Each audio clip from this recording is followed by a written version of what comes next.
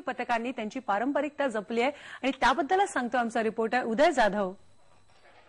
मुंबईचा गोविंदा एकीकडे ग्लोबल होतोय तर इकडेच मुंबईतले काही पारंपरिक गोविंदा पथक आहेत ते आपल्या परंपरेला विसरलेले नाहीत। आपण आता आहोत उमरखडीमध्ये, आपण बघतोय उमरखडी मित्रमंडळाने अगदी पारंपरिक पद्धतीने दहीहंडी उत्सव आहे, गोकुळाष्टमी आहे, हे साजरा करण्यासाठी त्यांनी इथे लहान लहान मुलांची वेशभूषा केलेली आहे। त्यांनी अगदी पारंपरिक पद्धतीने तुम्ही बघताय इकडे राम आहे, कृष्ण देखील आहे आणि शंकर देखील आहे, सर्वांचा गेटअप केलेला आहे या लहान मुलांना सजवून त्यांनी। आणि या संदर्भात ते आपल्याला अधिक माहिती देतात। हा संपूर्ण ते परंपरा कधीपासून जपतायत, तुम्ही सांगा, हे संपूर्ण परंपरा तुम्ही जपताय।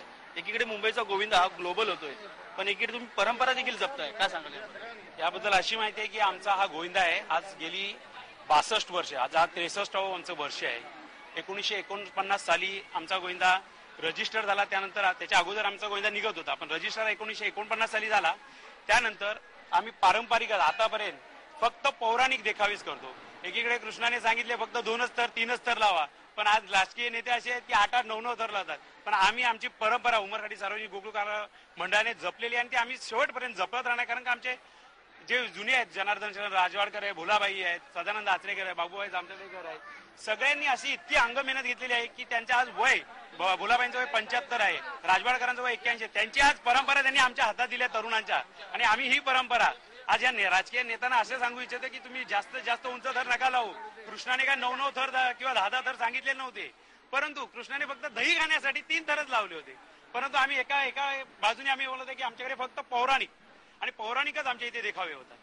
याचबरोबर तुम्ही अनेक गाड्यांची सजावट देखील केलेली आहे, बैलगाडी देखील आहे, काय वैशिष्ट्य सांगाल याबद्दल? बैलगाडी ही आमची पूर्वापासून अशी प्रथा आहे की आमच्या उमरखडी सार्वजनिक गोकुळ मंडळ तसे उमरखडी सार्वजनिक गणेश उत्सव मंडळ यामध्ये खटारा हा पहिलाच असतो आणि त्यामुळे नाव आमचं पहिलं असते ना की सगळीकडे पहिला आला खटारा आला की झावळे आल्या की बोलतो उमरखडी आला। हा सगळ्या दक्षिण मुंबईमध्ये गिरगावमध्ये गेला, अरे आमच्यासाठी म्हणजे उमरखडीसाठी खास आहे की यांच्याकडे सीनमध्ये काहीतरी वेगळेपणा असते, काहीतरी अट्रॅक्शन असते, म्हणून लोक थांबतात।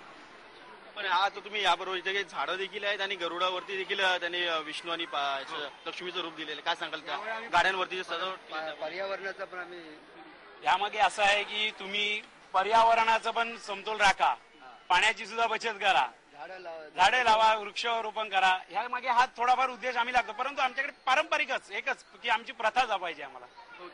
धन्यवाद तुम्ही IBN लोकमतशी बोलल्याबद्दल। आपण बघताय की तरुण मित्रमंडळ आहे, तरी देखील तरुण असून देखील मुंबईची जी परंपरा आहे, मूळ परंपरा आहे, ती जपण्यासाठी त्यांनी हा संपूर्ण हे अभिप्राय त्यांनी दिलेला आहे। व्हिडिओ जर्नलिस्ट उमेश पडवळकर सह उदय जाधव, IBN लोकमत, मुंबई।